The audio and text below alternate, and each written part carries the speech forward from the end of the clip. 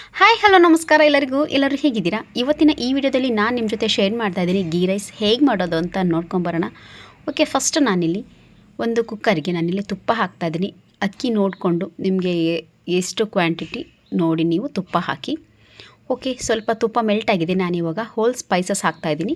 ಅದ್ರ ಜೊತೆಗೆ ನಾನು ಗೋಡಂಬಿ ಹಾಕ್ತಾಯಿದ್ದೀನಿ. ಹಾಗೆ ಸ್ವಲ್ಪ ಅದು ಫ್ರೈ ಆದಮೇಲೆ ನಾನಿಲ್ಲಿ ಕಸೂರಿ ಮೇಥಿ ಹಾಕ್ತಾಯಿದ್ದೀನಿ. ಸ್ವಲ್ಪ ಬೇಗ ಫ್ರೈ ಆಗುತ್ತೆ ಅಂತ ಅದು ಫ್ರೈ ಆದಮೇಲೆ ನಾನು ಕಸೂರಿ ಮೇಥಿ ಹಾಕ್ತಾಯಿದ್ದೀನಿ. ಇವಾಗ ನಾನು ಖಾರಕ್ಕೆ ನನಗೆ ಎಷ್ಟು ಬೇಕು ನಾನು ಚಿಲ್ಲಿ ಹಾಕಿದ್ದೀನಿ. ನಾನಿಲ್ಲಿಂದ 3 ಚಿಲ್ಲಿ ಹಾಕಿದ್ದೀನಿ. ಓಕೆ, ಅದು ಫ್ರೈ ಆದಮೇಲೆ ನಾನಿಲ್ಲಿ 2 ಈರುಳ್ಳಿ ತೊಗೊಂಡಿದ್ದೀನಿ. ಅದು ಸಹ ಚೆನ್ನಾಗಿ ಫ್ರೈ ಆಗಲಿ.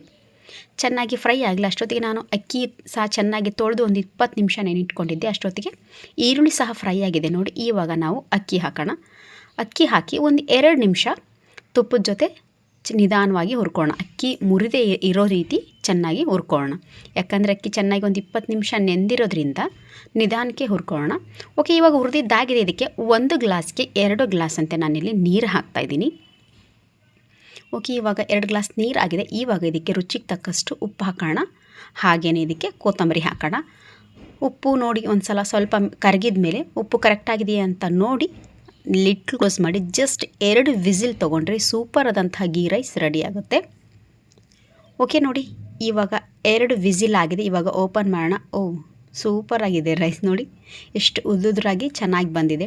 ನೀವು ಇದನ್ನೇ ಬಾಸುಮತಿ ರೈಸಲ್ಲೂ ಸಹ ಮಾಡ್ಕೋಬೋದು. ಓಕೆ, ಖಂಡಿತ ಇವತ್ತಿನ ಗೀ ರೈಸ್ ರೆಸಿಪಿ ನಿಮಗೆ ಇಷ್ಟ ಆಗಿದ್ದರೆ ಪ್ಲೀಸ್ ಲೈಕ್ ಮಾಡಿ, ನಿಮ್ಮ ಫ್ಯಾಮಿಲಿಗೂ ಸಹ ಆ್ಯಂಡ್ ಫ್ರೆಂಡ್ಸ್ಗೂ ಸಹ ಶೇರ್ ಮಾಡಿ. ಓಕೆ, ಇನ್ನು ಯಾರೆಲ್ಲ ನನ್ನ ಚಾನಲ್ನ ಸಬ್ಸ್ಕ್ರೈಬ್ ಮಾಡಿಲ್ವೋ, ಓಕೆ, ನನ್ನ ವೈಬ್ಸ್ ನಿಮ್ಮ ವೈಬ್ಸ್ಗೆ ಕನೆಕ್ಟ್ ಆದಮೇಲೆ ನೀವು ನನಗೆ ಸಬ್ಸ್ಕ್ರೈಬ್ ಮಾಡಿ. Thank you.